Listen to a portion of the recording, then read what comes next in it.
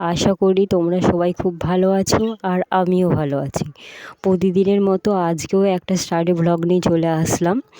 আর আমি একটা রুটিন করে নিয়েছি যে গ্রুপ ডির জন্য রেগুলার 6 থেকে 8 ঘন্টা পড়ার।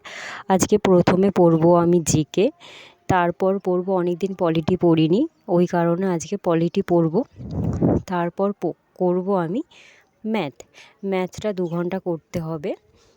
2 ঘন্টা করার পর আজকে একটা ফুল মক টেস্ট দেবো আরআরবি গ্রুপ ডি এর জন্য।